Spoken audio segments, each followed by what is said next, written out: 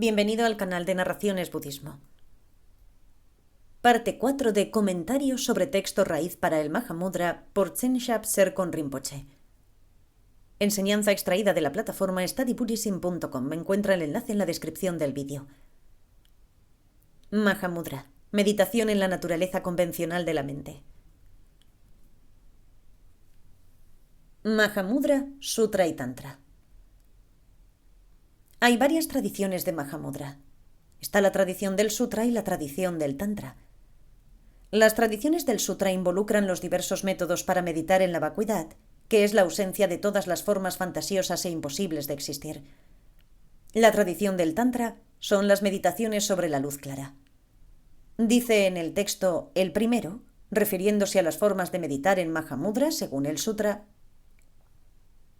El primero se refiere a las formas de meditar en la vacuidad, según se indica directamente en los sutras ampliados, intermedios y breves, sutras del Prajnaparamita. El supremamente realizado Arya Nagarjuna ha dicho: excepto por esto, no hay otro camino de la mente que conduzca a la liberación. Aquí daré instrucción relevante sobre Mahamudra de acuerdo con estas intenciones suyas y discutiré los métodos que te llevan a conocer la mente cara a cara de acuerdo con la exposición de los maestros del linaje. Desde el punto de vista de los nombres atribuidos individualmente, existen numerosas tradiciones, como las de surgir simultáneamente como fusionado, la caja del amuleto, poseer 5, las 6 esferas de igual sabor, las 4 sílabas, el pacificador, el objeto a ser cortado, dzogchen, la visión discursiva madhyamaka, etc. Sin embargo, cuando son escudriñados por un yogui, erudito en escritura y lógica y experimentado en meditación, se ve que todos sus significados definitivos llegan al mismo punto pretendido. Y así, para esta tradición sutra del Mahamudra, de los dos métodos, a saber, buscar un estado meditativo además de haber obtenido una visión correcta de la vacuidad, y buscar una visión correcta además de un estado meditativo, explicaré aquí de acuerdo con el último método. Nuevamente el texto se refiere a los métodos del Sutra y el Tantra. El método del Sutra es meditar sobre la vacuidad, la ausencia de existencia encontrable, mientras que en el método tántrico la meditación es sobre la luz clara. En cualquier caso, todo llega al mismo punto. Hay varios métodos para esto en las diferentes tradiciones Nyingma, Kagyu, Sakya y Gelug. Tienen terminología diferente y métodos ligeramente diferentes, pero todos se dirigen al mismo punto.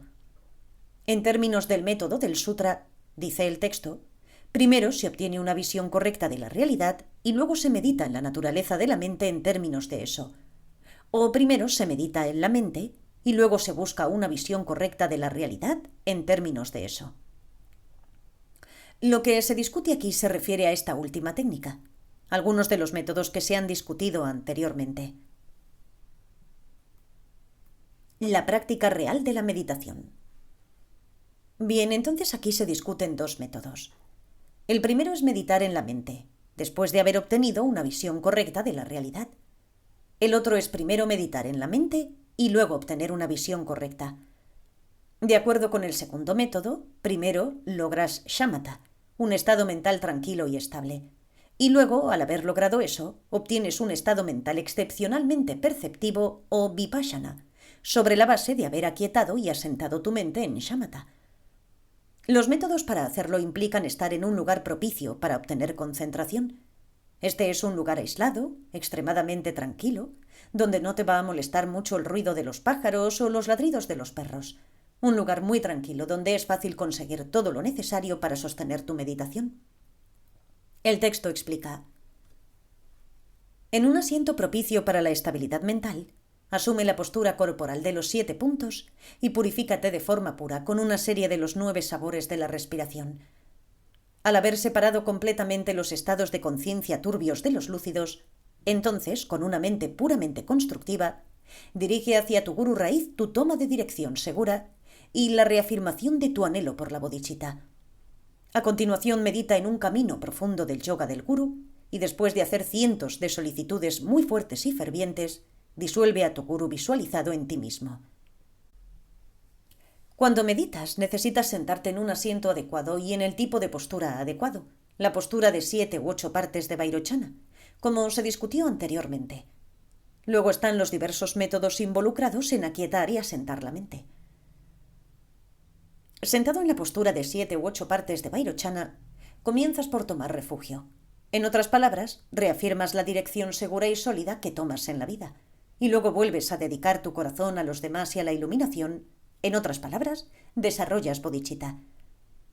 A continuación realizas las diversas prácticas del yoga del gurú, que son las prácticas para integrarte con tu maestro espiritual incomparable. Después de hacer esas prácticas y hacer solicitudes, admites abiertamente todos los errores que has cometido en el pasado para purificarte, etc. Luego imaginas que tu maestro espiritual visualizado frente a ti se disuelve en ti, que todas las apariencias desaparecen y luego te quedas muy quieto en un estado de absorción total, un estado en el que todo ha desaparecido y simplemente te quedas muy quieto. En este estado de quietud procedes. Permanece absorto por un tiempo firmemente en ese estado que no tiene el borboteo de la creación de apariencias, y las apariencias de esto y no aquello. No discurras nada con pensamientos tales como expectativas o preocupaciones. Esto no significa, sin embargo, que ceses toda atención como si te hubieras desmayado o dormido. Por el contrario, debes atar tu atención al poste de la recordación para no divagar y colocar la vigilancia para darte cuenta de cualquier movimiento mental. No se deben tener pensamientos ni esperanza de obtener nada especial, ya sea en un nivel temporal o definitivo. No debes tener expectativas y tampoco preocupaciones como «espero no volverme infeliz o que las cosas no vayan a funcionar», ya sea en un nivel temporal o último. En otras palabras, te sientas allí sin preocupaciones, pensamientos prejuiciosos, esperanzas o expectativas.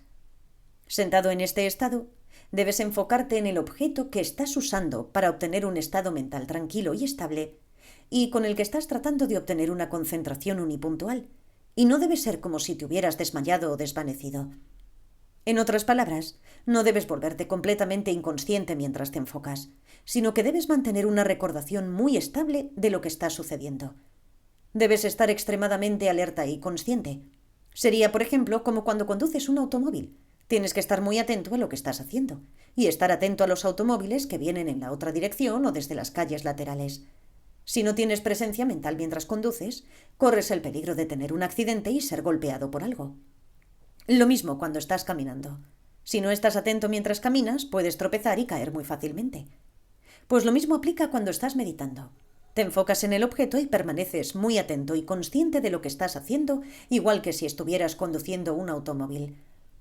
Conservas esta recordación para permanecer en lo que estás haciendo, y tu mente no cae en la inconsciencia, el olvido o en una gran cantidad de divagaciones mentales. Asimismo, posicionas el estado de alerta, que es la unión, la función que vigila lo que estás haciendo, y se da cuenta cuando tienes sopor mental o volatilidad mental, y tu mente se distrae por todos lados, y luego la traes de vuelta al objeto de meditación. Así que usas estas dos funciones, la recordación para adherirte a lo que estás haciendo y el estado de alerta para mantenerte en control de que no estás cayendo en ninguno de los obstáculos para la concentración. ¿Cómo lidiar con los pensamientos que surgen? Refuerza con firmeza la sujeción de tu recordación sobre aquello que tiene la naturaleza esencial de la claridad y el darse cuenta, y contémplalo directamente. Cualesquiera pensamientos que puedan surgir, reconócelos como siendo eso y aquello. Alternativamente, como un duelista, corta los pensamientos por completo. ¡Zas! Tan pronto como ocurran. En el método Mahamudra descrito aquí, la técnica consiste simplemente en usar la mente misma como el objeto central para lograr la concentración. Pero ya sea que hagas eso o te concentres en un pequeño objeto visualizado, a saber, la forma de un Buda frente a ti, las técnicas involucradas son exactamente las mismas. Cuando estés sentado allí vigilando con tu estado de alerta cualquier divagación mental o pensamientos discursivos que puedan surgir, debes tener un tipo de mente similar a cuando estás practicando un arte marcial.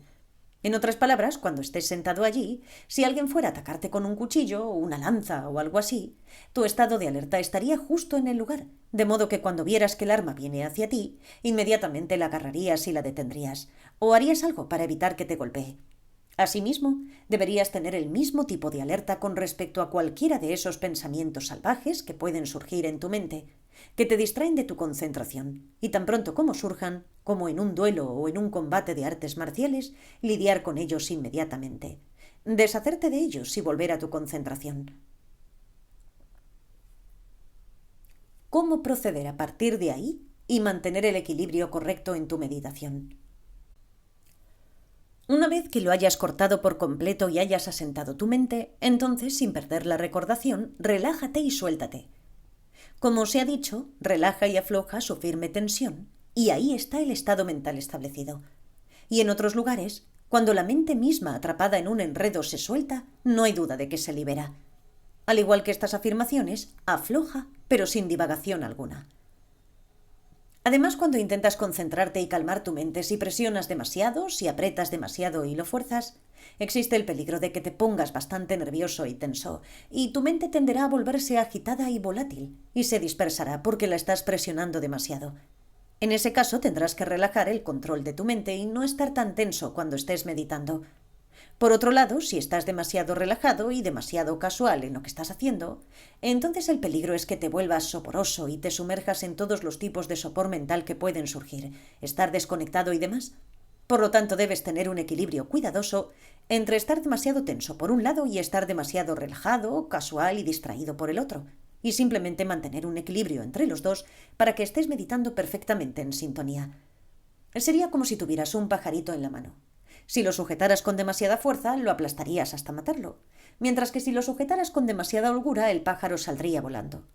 Por lo tanto, debes tener la cantidad justa de fuerza en tu agarre para que no lo pierdas ni lo dañes. Lo mismo es cierto en términos de sostener un objeto de concentración. No debes apretarlo con demasiada fuerza, estar demasiado tenso ni presionar, ni debes estar tan flojo o casual que lo pierdas en el sopor. Es muy importante mantener el equilibrio y meditar a un nivel muy uniforme, ni demasiado apretado ni demasiado flojo. Cuando observas la naturaleza de cualquier pensamiento que surge, desaparece por sí mismo y surge una absoluta desnudez. Del mismo modo, cuando inspeccionas cuando está asentada, ves una claridad y una desnudez vívidas y no obstructivas. Esto es bien conocido como las mentes asentadas y móviles mezcladas. También hay un método para lidiar con varios pensamientos salvajes que surgen, que consiste en ver la naturaleza de los pensamientos y observarlos. Al hacer esto encontrarás que los pensamientos desaparecen naturalmente por sí mismos cuando los miras. Alternativamente, si surgen pensamientos, puedes concentrarte en el pensamiento mismo. Centrarse en el pensamiento mismo y confrontarlo directamente y examinarlo evitará que surjan más pensamientos que perturben tu meditación. Así, sin importar qué pensamiento surja, cuando sin bloquearlo reconoces que es un movimiento de la mente y te has asentado en su naturaleza esencial, encuentras que es como el ejemplo del vuelo de un pájaro confinado en un barco. Como se dice, así como un cuervo que ha volado de un barco, después de dar vueltas en las direcciones, debe volver a posarse en él.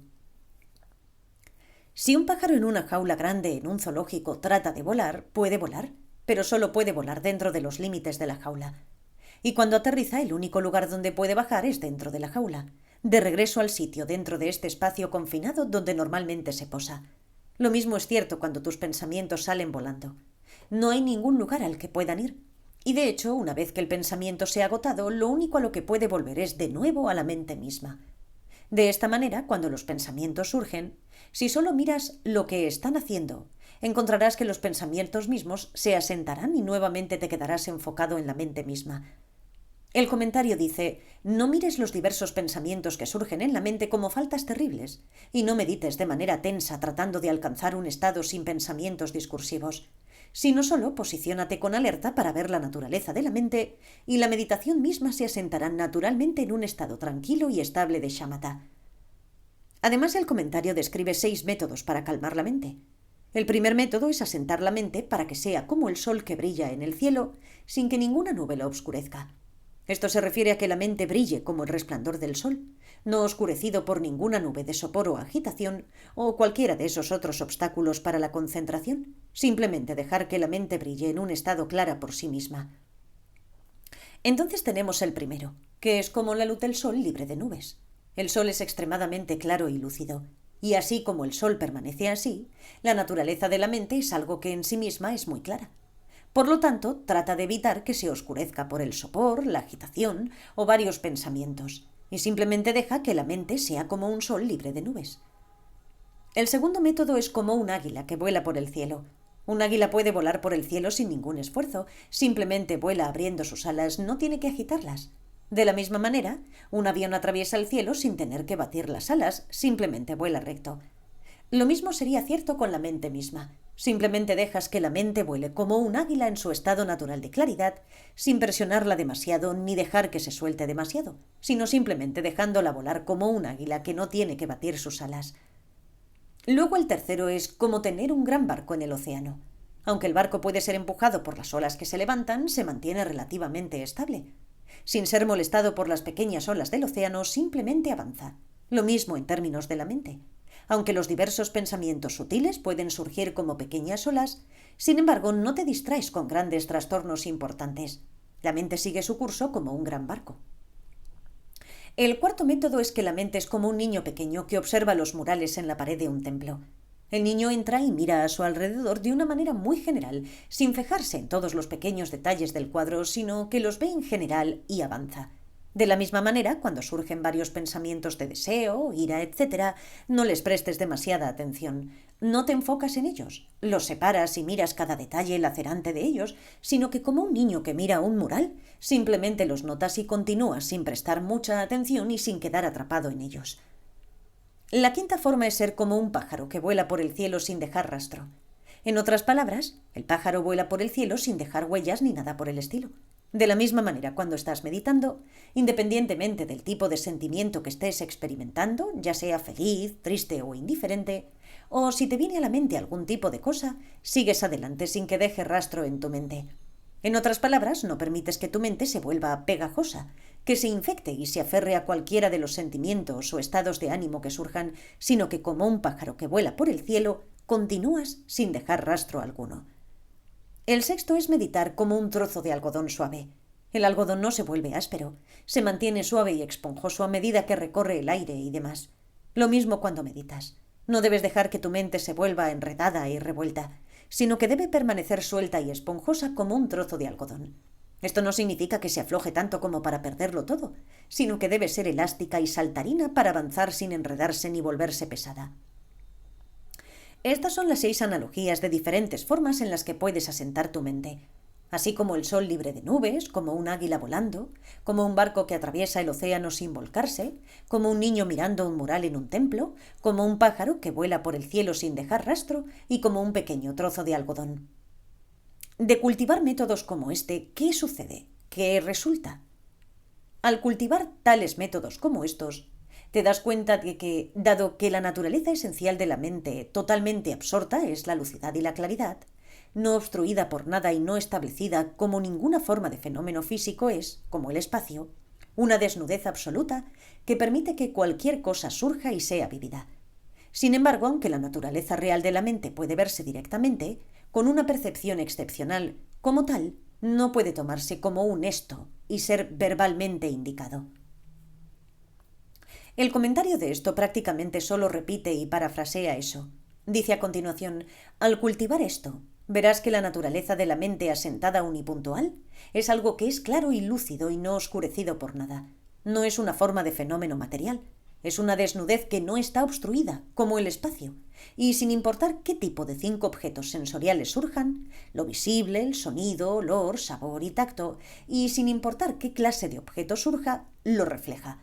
Lo hace claro como un espejo que aclara una imagen y todo puede surgir en ella muy vívidamente. Por lo tanto, deberías permanecer en este estado mental y no obsesionarte con ninguna elaboración intelectual tratando de decir que la mente es esto o aquello, sino simplemente permanecer en ese estado mismo. Si permaneces en ese estado mental claro, lúcido y enfocado, aunque sea muy firme como un estado de samadhi, concentración unipuntual, si ese estado mental no está acompañado o sostenido por un estado de dicha y éxtasis físico y mental, en otras palabras, si tu mente está asentada en una concentración unipuntual, pero no tienes un sentimiento de dicha y regocijo al mismo tiempo, entonces es simplemente un estado mental unipuntual dentro del reino de los objetos sensoriales deseables. Pero tan pronto como la concentración unipuntual está acompañada por este sentimiento de dicha, entonces se convierte en un estado tranquilo y estable real o shamatha. Este estado tiene muchas grandes cualidades. como todos los diversos tipos de pez, los diferentes poderes, etc. Todos los logros de los diversos caminos de los seres altamente realizados, los aryas, en cualquiera de los 3 vehículos, los escuchas, los seres autorrealizados, los seres dedicados, todos ellos se obtienen sobre la base de obtener tal estado mental tranquilo y estable. Así que es algo, además de la concentración perfecta. También necesitas tener una sensación de regocijo y dicha. Cuando tienes eso, entonces tienes todas las cualidades de ser capaz de obtener los poderes extrasensoriales y demás, y todos los logros superiores de los caminos de la mente se basan en alcanzar eso. Ahora el texto continúa. Los grandes meditadores de las montañas nevadas son prácticamente de una sola opinión al proclamar que establecer la mente en calma, no tomar cognitivamente como un esto, nada que surja, es una pauta para poner a tu alcance la forja de la budeidad. Sea como sea, yo, Choki Gyaltsen, digo que este método es un medio hábil maravilloso para que los principiantes logren asentar su mente y es una forma de conocer cara a cara meramente la naturaleza superficial de la mente que oculta algo más profundo. Esto quiere decir que tienes que experimentar realmente la naturaleza de la mente en términos de obtener este estado mental tranquilo y estable y que no es algo que puedas indicar con palabras, sino que tienes que experimentarlo tú mismo directamente. Una vez que lo hayas experimentado, permanece en ese estado mental sin aferrarte a él. Incluso si lo has hecho, algunas personas podrían decir que puedes forjar la budeidad simplemente logrando ese estado mental. El autor dice que esto es simplemente reconocer la naturaleza convencional de la mente y esto oculta algo más profundo. La discusión real de la naturaleza de la mente se presenta en el texto primero como una presentación general, y luego el texto llega a su esencia. La gente dice que la mente misma es algo con lo que puedes forjar la budeidad y que la budeidad no es algo que necesitas buscar afuera, sino que es algo que proviene de tu propia mente. Así que es similar a la búsqueda a la que fueron enviados ayer. Salir y buscar la mente en el bosque, en la que a partir de la experiencia de buscarla allí, ves por ti mismo que no es algo externo, sino que es algo interno. Del mismo modo, descubres que la budeidad tampoco es algo que se pueda encontrar externamente, sino que es algo de lo que te das cuenta internamente cuando realizas la naturaleza de la mente. Como explicó el maestro Saraja, la mente es como la semilla de todo en el sentido de que todo depende de la mente. La mente es la fuente del surgimiento de todos los fenómenos incontrolablemente recurrentes, todos los fenómenos del samsara, tanto del entorno como de tu ser. Cuando te encuentras en un tipo de situación incontrolablemente recurrente, eso ocurre en dependencia del estado de tu mente y de las diversas cosas que has construido a través de tu mente. Del mismo modo, los fenómenos liberados de forma natural, en otras palabras, los fenómenos del nirvana que se liberan de un tipo de síndrome tan incontrolablemente recurrente, tal como un estado de liberación, un estado de budeidad, etc., también se producen al apoyarte en tu mente, eliminando todos los diversos obstáculos y demás. Entonces, en este sentido, la mente es lo más crucial porque todo depende de ella. Preguntas. Las enseñanzas parecen claras, pero mi mente está soporosa. Cuando más intensas se vuelven las enseñanzas, más vaga se vuelve mi mente. Rinpoche. Deberías montar una tienda en la que vendas tu sopor mental si tienes un gran stock del que necesitas deshacerte. Fabricarlo barato y venderlo. Estoy bromeando contigo. Puede ser llamado el mercader del sopor. Entra y aburre a todos hasta las lágrimas y vende tu sopor mental. Pero Rinpoche, por supuesto, está bromeando contigo. Pregunta. Cada vez que trato de pensar en que mi mente está tranquila, tiendo a pensar en ella como si fuera un espejo que ha sido pacificado y aquietado. ¿Cuáles son los ejemplos que usa Rinpoche que difieren de un espejo? ¿Qué ejemplos? Ejemplos que difieren de esa imagen de un espejo, que es una especie de ser realmente pasivo. Respuesta. Sí, pero ¿a qué ejemplos te refieres que crees que son diferentes, como el vuelo del pájaro y este tipo de analogías? La mente en cualquier estado es como un espejo, simplemente reflejando cosas. Entonces, cuando hablan de tener un estado mental tranquilo y estable, ese estado mental es algo que es muy firme y en lo que sea que lo establezcas, la mente permanece así, como algo que se eleva en una dirección y sigue yendo en esa dirección. Sin embargo, ya sea que la mente se asiente o no, siempre es como un espejo, lo refleja todo.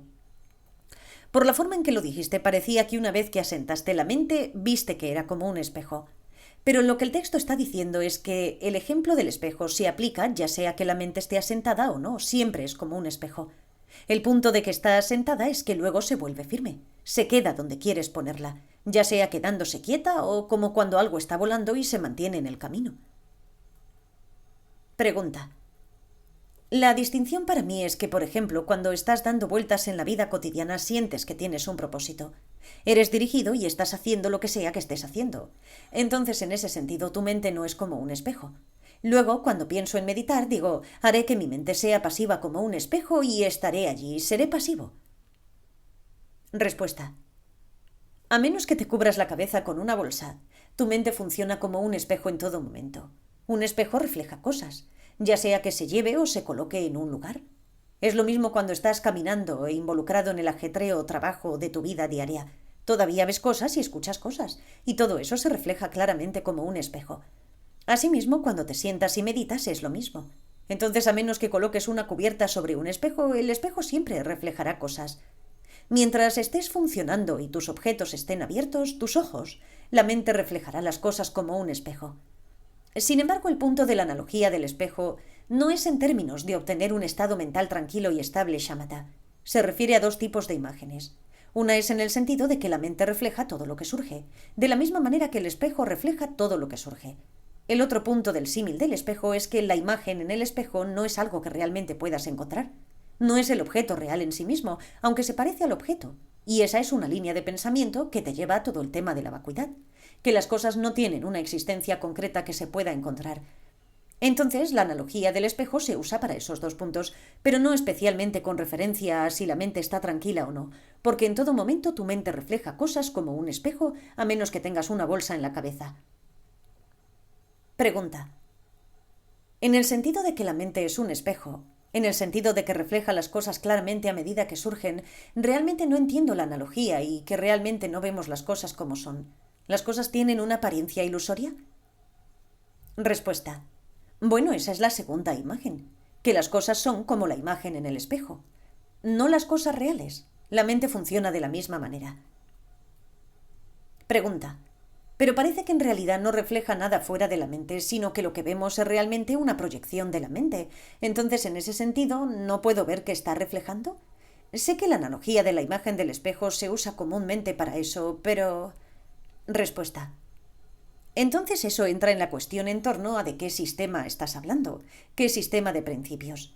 Hay objetos externos y la discusión es en términos de aceptar la existencia de objetos externos. No es el caso que todo esté solo dentro de tu cabeza. ¿De qué sistema de creencias filosóficas estás hablando cuando haces tu pregunta? Respuesta. Incluso en el sistema prasángika, estas cosas que vemos afuera no existen de la forma en que las vemos. En otras palabras, suponiendo que hay moléculas y la mente abstrae un objeto concreto, entonces incluso en ese sentido, ¿no está realmente reflejando? Respuesta. La pregunta que planteas es algo que no puede responderse fácilmente porque solo causará una gran confusión. Tienes que abordar todo el tema de los fenómenos externos en términos de un estudio de las formas progresivamente más sofisticadas de describir la realidad que se tienen en las diferentes escuelas o posiciones filosóficas. Empiezas con una posición como la de los Sautrantika, que aceptan los fenómenos externos, y tienes que entender la forma en que se afirma en ese sistema. Luego ves el refinamiento en el sistema Chittamatra, en el que no afirman fenómenos externos, y lo que quieren decir con eso. Luego, en las dos escuelas Madhyamaka, Svatántrika Prasángika y Svatántrika, tiene dos escuelas diferentes, una de las cuales afirma los fenómenos externos y la otra no, y hay que ver qué quieren decir con esas posiciones, hasta que finalmente puedes llegar a la forma prasángika de afirmar que existen fenómenos externos y ver qué quieren decir con eso, que es diferente de la forma sautrántica de afirmar que existen fenómenos externos. A menos que tengamos todos estos antecedentes y veamos cómo su comprensión se vuelve cada vez más sofisticada y refinada, una respuesta simple a su pregunta sería muy difícil y probablemente engañosa. Transcripción de un seminario, Milarepa Center, Barnet, Vermont, Estados Unidos, agosto de 1982. Traducido por Alexander Pershing, editado por Lucy Costa y Alexander Pershing, narrado por Cristina Ingrid. Gracias por escuchar.